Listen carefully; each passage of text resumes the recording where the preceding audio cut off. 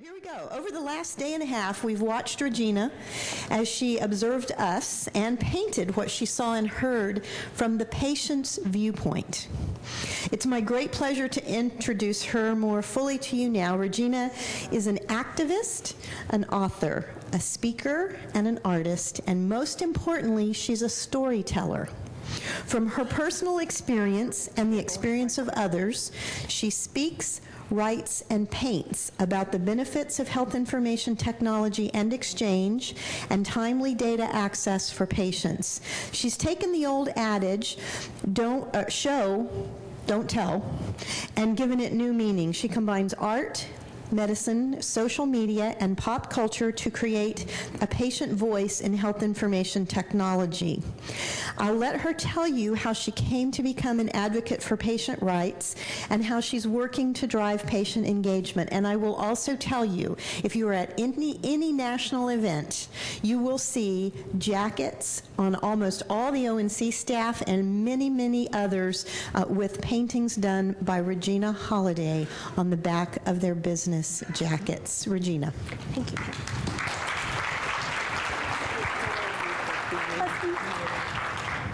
I am so excited to be here. As you could tell earlier, I couldn't stop talking even before I got on stage. Q&As are wonderful things, aren't they? I love them. So this painting you see before you, it's a painting I painted at a Partnership for Patients event in Washington, D.C. It was their quarterly meeting. And in that painting, it's just a part of the painting, but I thought it was really important when we talk about what we're talking about in this space. And I titled the speech Just As I Am, because guess what I am? A regular person. Wow. So I'm a den leader in Cub Scouts, have been for 5 years. I'm the mother of 2 children. Both of them have types of special needs. One has autism, one has ADHD. And I worked at a toy store for like 16 years, okay, before I hit the world of healthcare. So regular person, just as I am, can be part of this conversation. That's a really important message to leave this day. And if you look at that painting, I'm pointing off to the distance to this big letter A. Isn't it amazing, the alpha symbol and the omega? And I did that because my husband said, "You are my alpha and omega. You are my everything." And the last birthday card I ever got from him is signed with that. Tomorrow's my birthday. Thank you.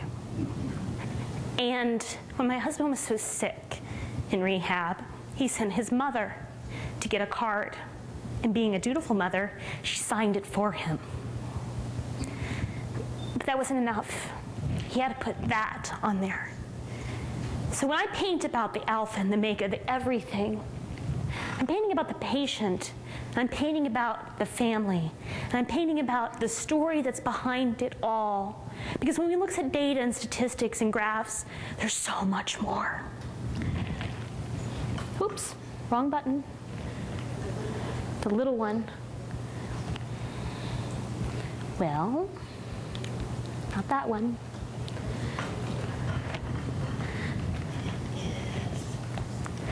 Ah, wonderful, thank you.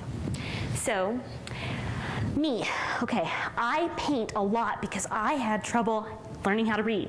I have real trouble with text. I'm actually dyslexic. So a lot of this stuff's really challenging for me, including live tweeting, but note, I do it anyway.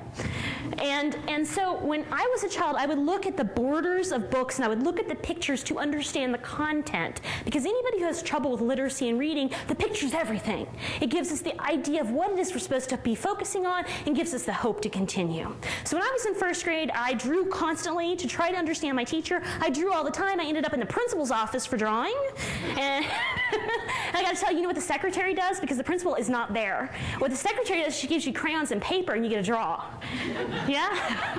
So that was my whole first grade year. And at the end of my first grade year, I was given this piece of paper with a bumblebee on it. And I brought it home to my mom. There's a picture of a bumblebee and there's a bunch of words. I say, "Mommy, what does this say?" And she says, "Well, honey, it's a note from your teacher and it says you're gonna be back." I would repeat first grade. And that was really hard. So I would spend the next year of first grade on the playground, and there was this big brick wall there, okay? And I had no friends anymore, and I felt really dumb. And so what I would do is I would draw on the brick wall all of recess every single day. And that's what got me through my second year of first grade. Now, all the while this was going on, I was living a life, and I looked like that, and there's my future husband way off in Maryland. He looks like that, and I lived in Oklahoma, okay? And so every night I would watch television, and the television that I watched at that time helped me understand how it is to be a patient now. It's very vital. It teaches you a lot of things. And so I did this painting about all these famous 1970s and early 80s television actors and what they did for me personally within healthcare. One is Grandma Walton on the Waltons. Great. I loved her. And then one day she was just gone. They didn't explain it. She's just missing from the show.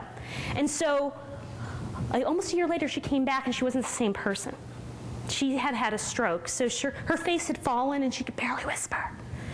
But they had her come back anyway. And it was so powerful, and it was powerful for me personally because my mother had Bell's palsy that year. And I watched her face fall, and I watched her not be able to close her eyes, and I knew it was going to be okay because of Grandma Walton. But then there's other characters, so like Quincy Emmy, amazing character. I love that show. I watched it all the time as a kid. Yes, I loved a medical examiner show as a child.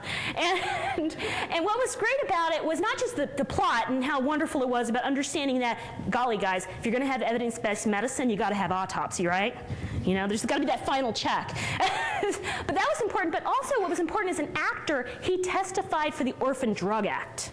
He went before Congress as that person who plays a doctor on television, and he helped pass a piece of legislation that to this day makes sure people with rare disease have access to the medicines they need. And he was just an actor. And then if you look up there, there's Hawkeye Pierce in the center. Now, he was on MASH, and my husband loved MASH. I mean, loved it. He had camo bedding, camo curtains, 2 camo pillows that he actually named. They were called Camo and Binky. But, you know, we never really grew up. So we love that show, and the last episode of that show was 1983, right? And it had the most watched television audience up until the 2010 Super Bowl. That's how many people watched the last episode of MASH. Amazing. So we were all watching, and if you watched that night, you know what happened. We watched a doctor we loved, who was sardonic and funny and the greatest guy, have a complete nervous breakdown because he said to this woman on a bus to be quiet because there was enemy outside, and if they got caught, bad things would happen. So he told her, make the chicken shut up. And she did. And we couldn't figure out why he was so sad. But as the episode progressed, we found out it wasn't a chicken at all, but it was her child. And she suffocated her child to stop them from being found. And he was a doctor, and he caused harm. And how could he deal with that? And we as the American public got to watch that, and we got to live that, and we understood. We went on the journey with him, and it was amazing. So that's what I watched as a child. I watched The Incredible Hulk. If you have not watched the first episode of The Incredible Hulk in your life, I highly recommend you do, because the first 30 minutes of that show, a children's program from the 1970s, was about the almost catatonic, extreme grief of a spouse who's lost their loved one. And what would you do? What would you do for the rest of your life to make sure no one has to suffer this way? And I saw that at the age of 5. But finally, medically, she was the most important. That's Mary Ingalls. Mary Ingalls for Little House on the Prairie. And she had an episode where she's pulling at her eyes and she couldn't see the chalkboard. I said, Mom, I'm just like Mary Ingalls. I need glasses too. My mom said, oh, you don't need glasses. You're only in 4th grade. Now, I said I did, and I wanted to have them, and we were going to wait for tax return time so we could go get glasses, right? So I was very excited about this because I'd only been to regular doctors, and I'd only been to them infrequently because we were what you call poor, okay? And so, matter of fact, we were so poor that we hardly ever went to the doctor, and my mom had this bottle of what she called green drops that she had when she was a child in the 30s that she would give us to drink or put in our ear or use topically if anything went wrong. Because that's what you do if you're poor and you can't go to a doctor. But occasionally I'd get to go when I was really, really sick. And when I went to the doctor, he would look at my eyes, he'd look at my nose, then he'd walk away from me. He'd walk up to my mom and say, Mrs. McCandless, your daughter, she's got another tonsil infection. Here's a prescription for antibiotics. You make sure she takes them, and then come back if she gets worse. And then he would hand her the prescription, and he'd walk away. He wouldn't talk to me. Now, the eye doctor is completely different. Okay? So I was only in 4th grade, but they set me on this chair that's like a throne, okay? And then all these glass slides start coming down, and then he says, is this one better or this? A or B, 1 or 2. Oh, it's great, isn't it? And the entire time I realized I am in charge of a doctor, okay? It was great. So, and all the glasses slid into place, and then finally I could see. And then 1 week later, they got the glasses, and I came in and put them on, and then I looked outside, and I saw leaves for the first time in years. It was amazing. And that's what I saw. Patient-reported data. You might have people in this world who think that this isn't important, but any person who's ever been to an eye appointment can tell you, oh yeah, it is. Now, my 4th grade year I got glasses, and that was spectacular. My 4th grade year I had this amazing teacher. Her name was Mrs. Graham, and she figured out I was not stupid, that I had dyslexia. And she put me on something called an IEP, an individual education plan. And she gave me really short, like 3-letter words, and everybody else had words like encyclopedia. And I did well, because she gave me what I could do well at. And I got the big letter A on my paper for the first time. And I was so happy. But the bad thing that was going on at the same time is I was living in an abusive home. So not only was I struggling in school, I was struggling in life. And when I got a report card from my teacher, I told her to spell my name wrong, okay? I messed up the order of my C's because my name's McCandless, and I gotta tell you, I still do this as an adult. I forget, is it the little C first or is it the big C first? How do you invert them? And I did it when I was in 4th grade. And she wrote it that way on my card because she loved me. And I brought it home to my father. And he began to write very bad words to my teacher. And I couldn't see that. She did nothing wrong. So I said, Dad, it's not her fault. I'm the one who told her to write it that way. And I'd been brushing my hair, and I had one of those big 1970s hairbrushes that was all pink and made of resin. And he picked it up, and he hit me on the side of the head with it and said that I was stupid. And I had a big welt, and I had to walk to school late, and I didn't want to go in the room. And I sat outside my teacher's classroom, and I cried. And she came out and asked what was wrong. So I said, oh, a lot is wrong. And I told her all the things that were happening in my home. And she told me, go clean your face in the bathroom, here's a Kleenex, and come back to class. And then nothing happened. I had told, but nothing happened. Now in my class, we would have visitors every once in a while. We had the fire department, and they taught us about stop, drop, and roll. And we had a dentist, and he gave us the pink pills so your teeth turn red. But we had a police officer come about 3 weeks later. And he came with that card. And it's a list of emergency numbers to call if things happen. He told the whole class, he said, sometimes you might be in a situation of abuse. If the abuse ever becomes too bad, you call that number. I wish he hadn't said that, because I don't know what too bad is. So I waited 7 years before I called that number, to the point my father almost killed the entire family. That's the point I thought, I have to say something now or we're going to die. The time passed. My father divorced my mother. I graduated high school. Yay! I went to college at Oklahoma State University, and there I met an amazing man named Frederick Allen Holliday. He was great, and he was brilliant, hilarious guy. And we would actually paint all night in a scenic painting class, because we were both procrastinators, okay? And we would get there at 10 o'clock before the project was due, 8 o'clock in the morning, and then we'd be painting and talking Stephen King and religion and politics, and I loved country music and and he loved Metallica, and by 3 o'clock in the morning we'd have the hugest fights. And then we learned that something very important about all people: if you pull regular all-nighters with someone, you will know the true person, okay? Because we have filter failure at 3 a.m., right? But after an entire semester of this, we realized we were in love, and we decided to get married. So, my husband went on to school. He got a master's degree in film studies. He got a PhD in film studies. He wrote his dissertation on Buffy the Vampire Slayer. And then we had 2 great kids. We had Freddie in 1998, and we had Isaac in 2006, and life was rolling on. And this is our family portrait in 2007. This was a really hard year, 2007, 2008.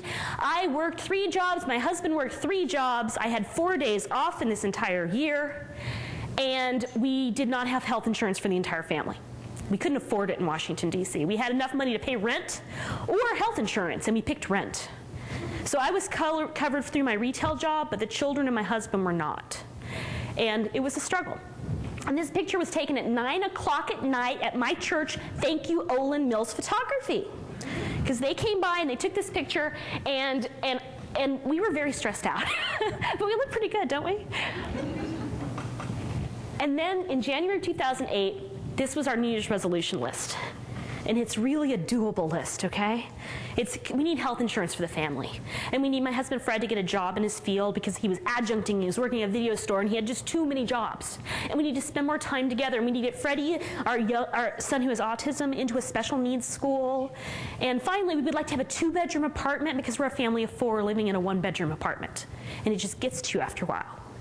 And that's what we asked for. And you know, we were blessed by God because almost everything came true. Fred was hired at American University, which gave him the job, right, and the insurance, which gave us the ability to spend more time together as a family. And then we managed to get my eldest son into a special needs school called Ivy Mount. And then the only thing we didn't have was the 2-bedroom apartment, but we thought, hey, it's coming. This is our year. And this is Fred with his business card.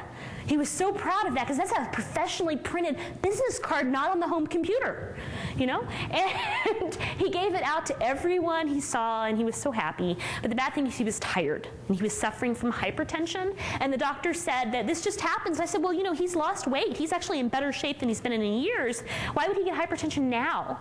They said this just sometimes happens. Then January and February and March of 2009 came. This is a very hard time for us. Fred was not only working at the school, but he was in a lot of pain. And first they said that he had broken ribs coughing in January. And then in February, he wasn't bothered by the rib pain. His lower back pain was so extreme, he was going to the doctor every week. And every week she was giving us more pain medication.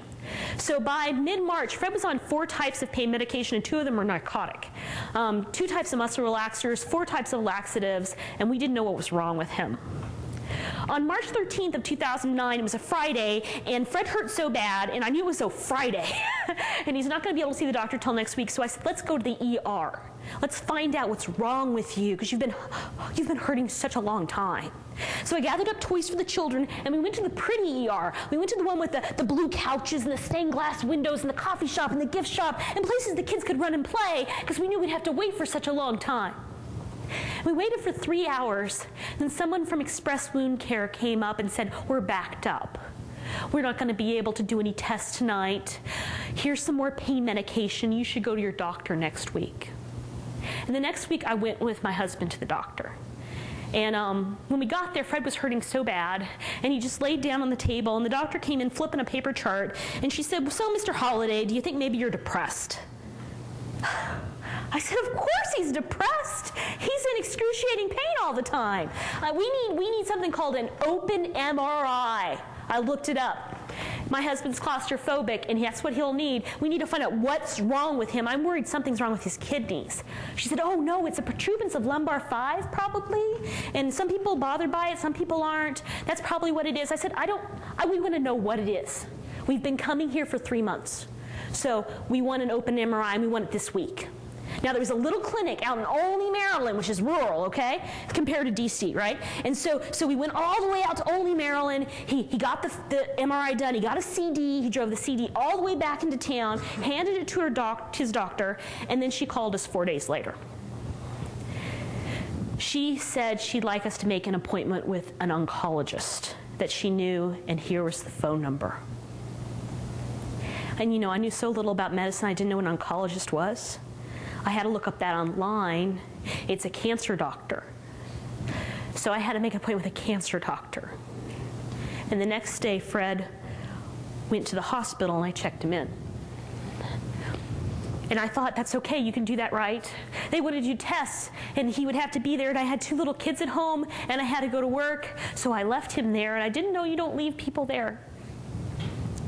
And I went to work, and on Friday, I was in the toy store where I work, and I was selling toys to this lovely couple when my boss came up with the telephone and said, "Reggie, it's your husband." And I answered the phone, and it was Fred, and he was crying. He said, "Reggie, the doctor's in my room.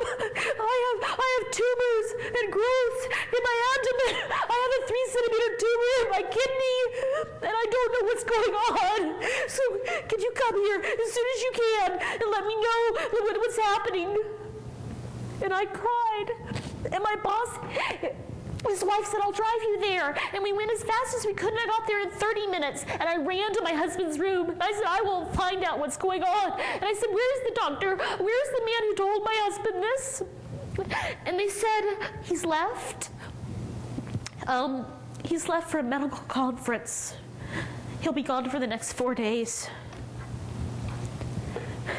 So I kept asking everybody, what's going on? What's the treatment? What's the prognosis? What's the diagnosis?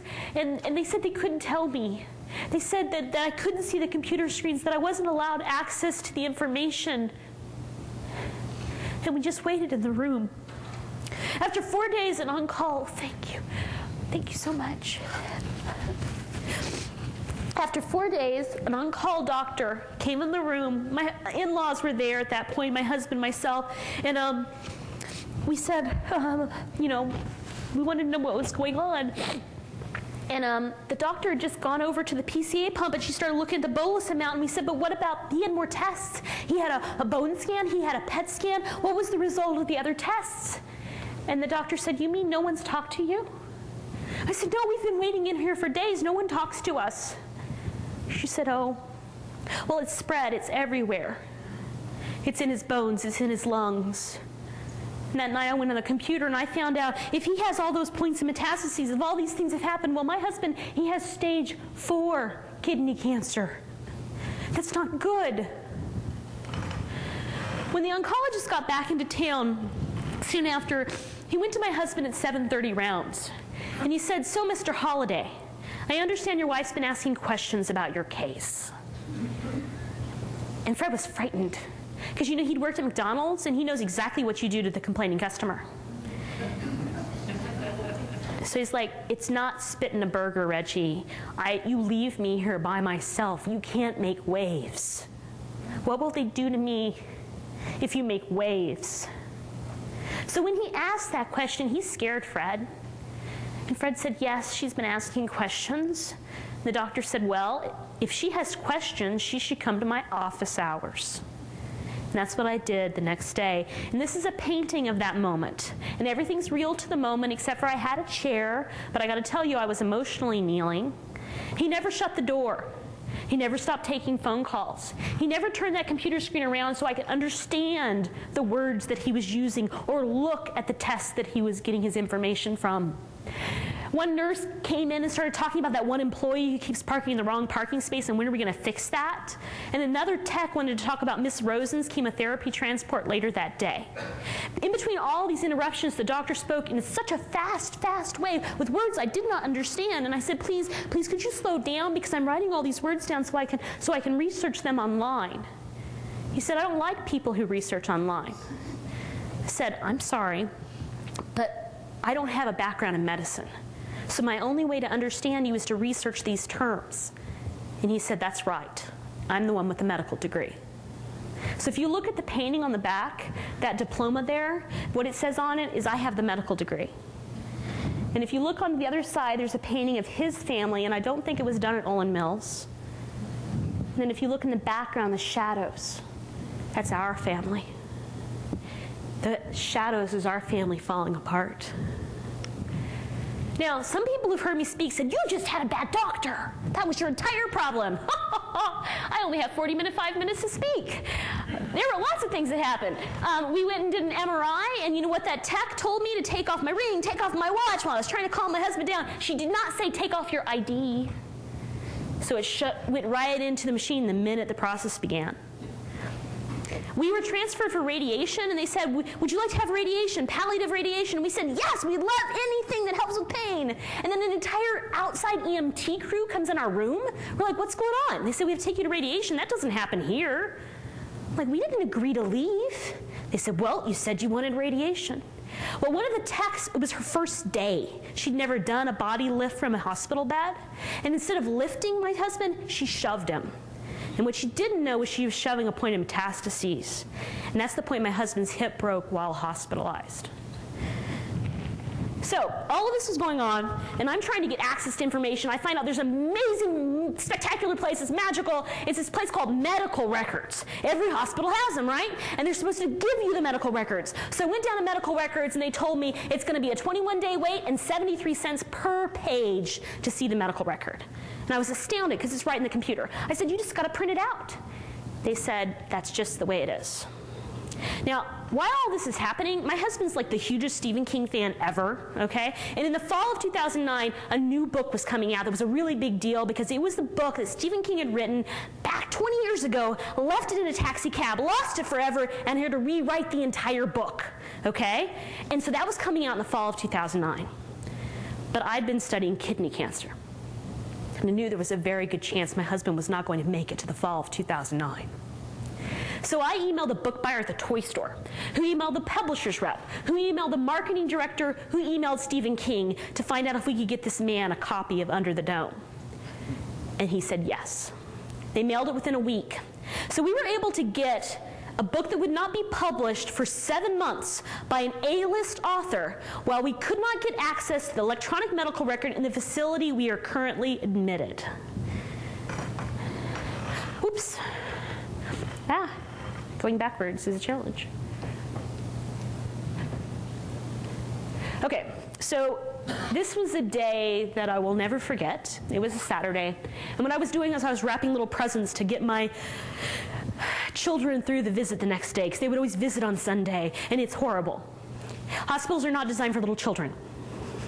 There are beeps and there are smells, and there are people who tell you, cannot you make those kids be quiet, because we've got patients that need to rest here. So we'd just come one day, and they'd just stay a couple hours, and to make it not so bad, I'd wrap little presents and I'd hide them in the room. And then they'd find them, and it was like an Easter egg hunt, and we wouldn't be so scared of Daddy. So I was wrapping little presents. The doctor walked in the room, and he stood as far away as Pam is seated now. And Fred was here at the bed, and I was standing beside him, and he was in the room, and I had the list. We have a list of questions in case the doctor comes in the room, and it's things like, when are we going to get surgery, and when are we going to get something called palliative care consult, and when are we going to get a walker so my husband can try to walk again? When are we going to get chemotherapy? And the doctor said, don't worry about the questions. We've decided we're going to send you home on a PCA pump. And we began to cry. Because that's telling you we're sending you home to die without even having the bravery of using the word hospice. I said, how are we going to make that work? We have a one-bedroom apartment. We have 2 little kids, and one has autism. How is he coming home? And the doctor said, well, that will be a question for the discharge nurse on Monday. And then he left us on a Saturday in a hospital. And that's the point, my wonderful, sweet, loving husband that all the nurses loved. That's when he said, go after them, Regina. You try to get me care. See, what we have here is an example of a breach of trust. And when trust is breached, we can't trust anymore. And we will do everything to try to fix the situation. So I fought for 5 days for transfer to another facility, and we were finally sent with an out-of-date and incomplete medical record and transfer summary. It was 2 weeks old. Fred had lidocaine patches that were not marked, fentanyl patches that were not marked. The nurses said we can do nothing to provide him care except for give him a bed while we try to recreate a medical record using a phone and a fax machine. They spent 6 hours on it, and after 3, the nurse came to me and said, we're sorry, we can't even feed him, so we won't notice you if you go downstairs to the pizzeria and get him a slice of pizza so he can eat. The next day, my husband's doctors came to me and said, we want the entire medical record. We're sending you back to the other facility to get it. And I gotta tell you, I laughed at them. I've been trying for, oh golly, 4 weeks now to get that access, to get that medical record. They won't give it to me. And the doctor said, well, they're gonna give it to you this time because we're sending you as a courier. You're getting it for us. So they printed out the medical record in an hour and a half, and I brought it back to the facility and I gave it to the doctors, and they looked at it for about an hour, and they handed it back to me. They said that it's going to be in the best hands with you. We have nowhere to put it in our system. We have nowhere to take this information. But if you have it, you're going to be in charge of your husband's care, and you're going to make sure he gets what he needs. And when I was putting it together, I couldn't believe the binder that I had to have to make all this fit. And I was just putting it together, and my husband said, oh, you're going to need a bigger binder. Because, you know, even dying of cancer, he was a funny man.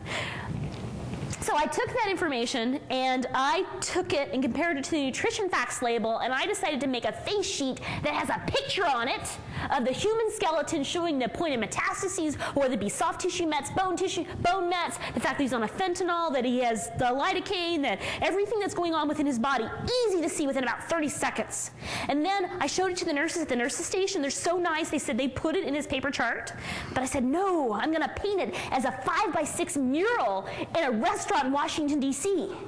It's right next to the menu, you know, end-stage cancer and bagels and lox. And it was great. All these people started paying attention to what I was talking about the importance of data access. And then the entire time all this was going on, guess what I was doing? I was on Facebook. I used Facebook as a caring bridge. I posted to everyone, every night, what was happening in my husband's care. And as that continued, I had 3 days that I did not take care of my husband. I went into the toy store and worked. There were 3 Sundays, I called them sanity shifts, because being a full-time caregiver is really hard.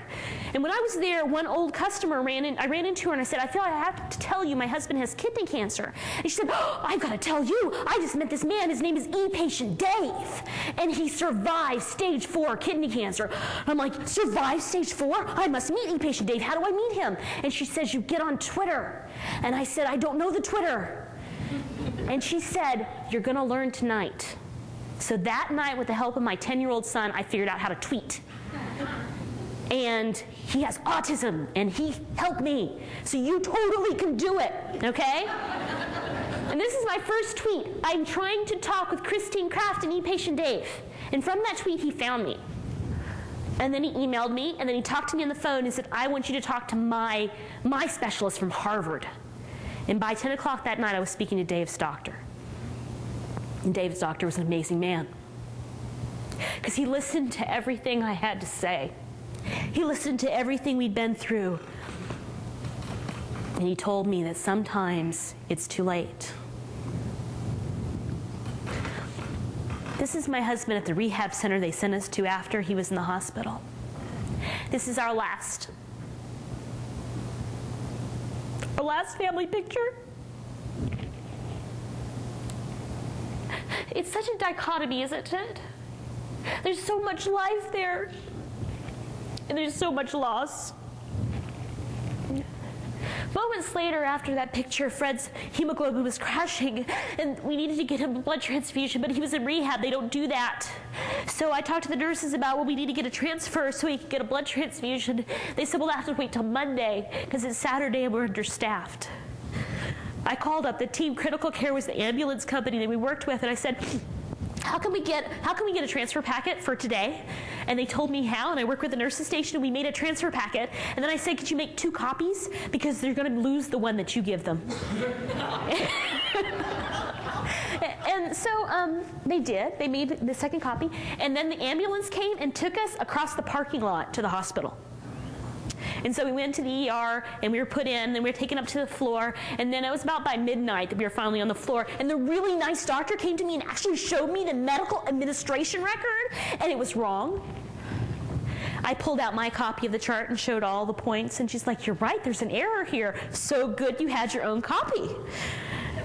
And then all night I took care of my husband, and the next morning they said, "Well, it's Sunday. We have one discharge nurse for 70 patients. There is no way you're getting out of here." I'm like, "I think I know how." So we created another paperwork packet to get across the parking lot to get to rehab. And that doctor, after her shift, came to me and said, "Your husband shouldn't be in rehab. He should be in hospice." And she helped us through that process.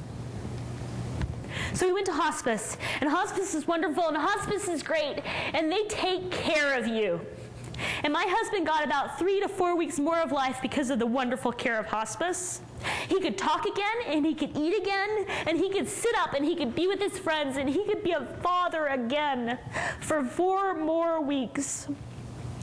And after 3 weeks in hospice, they came to me, the discharge nurse, and said, "Your husband is stable, so we're going to have to send him home." And I said, "Well, we have a 1-bedroom apartment with 2 little kids. One has autism. How's he coming home?" They said, "Well, have you thought about moving?" So with the help of 20 friends in about a 24-hour time window, we moved to a handicap-accessible apartment so my husband could come home. And that's how we got our final New Year's resolution. My husband was home for 6 days. In the early morning of June 17th, he woke up and said, "Reggie, my catheter blew." And I called the hospice nurse, and she came and put a new catheter in, and she was wonderful, and he complimented her on her skill. And she said, "Well, I worked at the VA for 20 years. And then she started to sweep our floor and just said, "You go be with your husband." And then she left. And then I'd never heard of the word terminal restlessness. I thought that was a Tom Hanks film or something. But that's what happened that night. Because my husband didn't go to sleep. He just talked. He talked about everything, and it didn't always make sense, but he was talking, and we talked about Stephen King and our children and the Colbert Report and all kinds of wonderful things. And then at 6:30 in the morning, he said, "Reggie, you look tired. You should go to sleep." And I said, "I am," and I did. And I woke up at 7:30 because my husband was incredibly adherent, and at 7:30 we had 7:30 meds. And I crushed up the pills, and I brought them to my husband, and I gave him some water, and I said, "Just drink this, honey." And he wouldn't wake up. But he managed to get the pills down. And 3 hours later, his breathing was so slow. And I ran and got the children. Oops, I'm sorry. I don't know what to do. I went and got the children.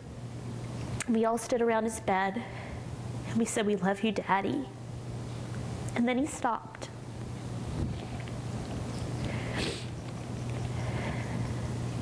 And we had a funeral, and we had a memorial service. And then 5 days later, I began to paint. I began to paint a really big mural in Washington, D.C. It's about 20 by 50 feet. It's about healthcare. It's about data access. And when I painted, I blogged and I tweeted and I talked to reporters and tried to get everybody aware of how important it is to have patients part of the solution. See that? It's called 73 cents. It's an electronic medical record written large. It's the story behind all it is that you do. And it's important. On October 20th, we dedicated the mural singing songs to Buffy the Vampire Slayer, the musical. And if you're familiar with that wonderful piece of art, one of the last songs is, "Where do we go from here?" And that is my question for you today. How about we have a report card for hospitals? There's a lot of emotion around a report card, whether you get A, B, C's, D's, or F's. This is an example of George Washington University Medical Center, which I nor my husband have ever been treated in. But their HCAHPS scores are publicly available. And if you look at that sky, those are wonderful clinicals that are in that sky. But if you look at that report card based on patient satisfaction scores, it's C's, D's, and F's. That's a painting called The Menu Set. It's a painting of stage 1 meaningful use. That's Kathleen Sebelius pouring stimulus there. David Blumenthal with a menu set. You got 15 core measures or core apples in the background making that meaningful use pie. And if you look at that, there's 2 providers talking to a vendor company, but the person paying attention to the patient is the ONC. We are changing things through the current legislation. There are organizations, institutions, and companies who do not want patients to have access to their information, okay? But we will prevail. This is going to happen, whether it comes through legislation or it comes through disruptive mobile technology. There's this amazing thing called Open Notes, and I heard about it earlier today, and that was spectacular because Open Notes showed these things, that 90% of patients responded, said they understood and what they'd read and they weren't bothered by it. That was a big deal. People said we would be bothered if we could read our information. 1% to 2% said they were offended. 87% of patients enrolled in the study did check the notes. Huge, big deal there, because we will actually participate if you give us a chance. Doctors said the study added only modest increase to their workflow, and 80% of patients claimed greater adherence to medical protocols.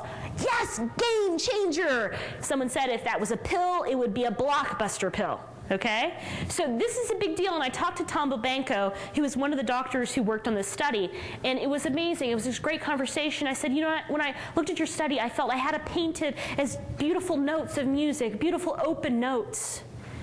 He said, you know, I'm a musician. That's the real reason it's called Open Notes. It's about the music, people. It's about the story. The data just represents that. This is Dr. David Shear, and you know what he fights for? He fights for people who have electronic devices inside of their bodies to have access to that information. Because right now it goes to the vendor, it goes to the doctor, the patient does not have access. You are members of an orchestra. You are making a composition. I'm asking you, what part will you play? We're all important. You may not be the maestro. You may not be the person in charge, but you're all important. This is a painting of what's going on right now within health information exchanges, Blue Button, and standards. If you look at that roadway, it's HL7. If you look at this moving van toward the front, it's called HIE Moving. See, they're a moving service you hire, okay? Maybe you're more economically, better off than some other individuals. You hire a moving service. They work with you. They have contracts between facilities, right? But then there's that U-Haul up there. It's got a big old blue button on it. Because some of us will haul our data, okay? They're both great systems. They both can work. Another thing that's going on right now is the government is looking at having a consumer reporting system for patient safety. What if we could all hear what's going on? What if there was a number you could call when the abuse becomes too bad? What could that do? Finally, this is my son at a computer, and this is a painting of an experience he had within medicine. He went to a clinic where they handed him a netbook and said, you can build your own electronic medical record. He was 5. So he started typing what he could, and I helped him finish. And then we went to give it back, the netbook, and they said, no, you push submit. It already went to us electronically, so you can just use the netbook to surf the web. And so then for the rest of the appointment, we did that, and then we went in to see the doctor. The doctor looked at his eye, then used the netbook to Google the condition of his eye. Then they talked about it, gave us a prescription, and my son went out of there so happy. Now, 1 month later, we are Kaiser Permanente members now, because they give you portal access. And we were at the regular appointment. My son was sitting up on the little examination table. The doctor was typing into the medical record. I could see my son was getting so impatient, and he jumped off the table, went over to the doctor, and said, when's it my turn to type? Okay? That's what's coming. Welcome to the Walking Gallery. There are a lot of us. We have over 200 members around the world walking at medical conferences, spreading the word of the importance of the patient story. We communicate by social media, Twitter, and all kinds of devices. And we are changing things within healthcare. If you look at my jacket, it has on it a giant A because I'm little Miss A type personality, right? But I'm the alpha, right? And I'm an artist. And I'm the one that's shunned. I'm so many things. And so are all the patients you deal with.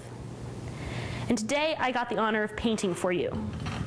Last night, I painted this painting. It was called Innovating the Wheel. Innovation's good. It's not recreating, it's innovating. And that's what you're doing. And it's amazing. If you look at this path, and it is a path, I showed it cradle to grave. We have a baby, we have a person in a yoga position, we have a grandmother. She has a book that says My Wishes. This is healthy living. It's an entire life. But unfortunately, a lot of times when we talk healthy living, we just see the yoga man. We don't see all the other stages. And I really respect you for mentioning it. As we go up in here, we see the double dog dare, and I found out where the dog's from. We have somebody in the audience. I painted his dog and didn't know it. and so here we have ONC, the government, daring us to make this work, daring us to have a success. And I think we're going to do it because we have comfortable shoes on now. And then when you look at systems up here, we have this patient, and he's trying to not drop the ball. That's the HIE. He wants to be part of your team, if you let him. And then we have a portal here that leads to Blue Button, and lots of people working their way down, because these systems working in conjunction can save lives. Then over here is today's painting. Today's painting, someone came up to me earlier and said, but where's the hope? I'm like, oh, there's hope in there. This painting is called the Night Rainbow.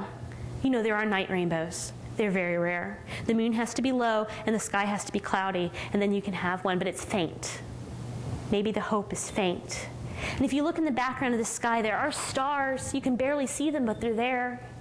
You see, we invented light bulbs and we invented cars, and they were amazing, amazing things that led to pollution, that led to littering on the freeway, that led to night shifts that go so very late into the night. Those were the bad things that happened. But there were so many good things. And you see, you're at a point in building your system, you're starting to see the bad things. And when people start seeing the bad things, what a lot of them do is they quit. I want you to raise your hand in this room right now if you're an artist.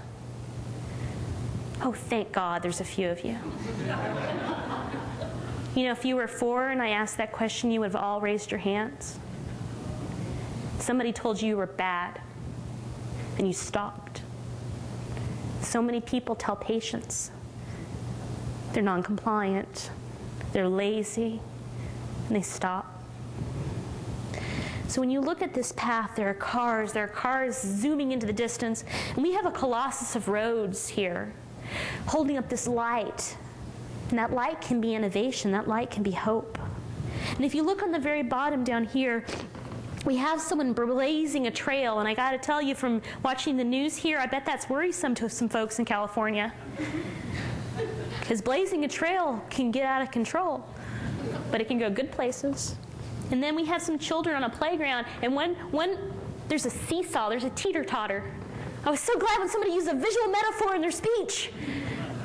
And so we have somebody holding a lock at the bottom, and this poor little girl, she's on the seesaw, and she looks really scared.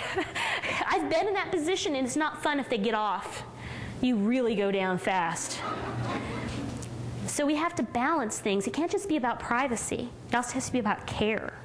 And then when you look over here, I talked to a couple of people in the audience. They've actually seen one of these. It's called a John Strikes, or a witch hat.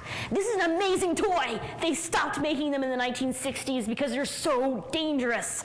Okay? So it's a pole with this ring and chains dangling with hands on the chains, okay? So what you do if you're doing this by yourself, it's totally safe. By yourself, it's totally safe. You just have this fun swinging, right? But that's not how it's played. There are like 6 of you, and you begin to run. And when you run in that circle, what happens is centrifugal force. And all of a sudden, everybody's airborne. And it's great if no one lets go. But if someone lets go, it's bad. It's so bad. What you have in healthcare, and what you have right now, is some people are letting go. What you have to do is give people the bravery to hold on. Thank you.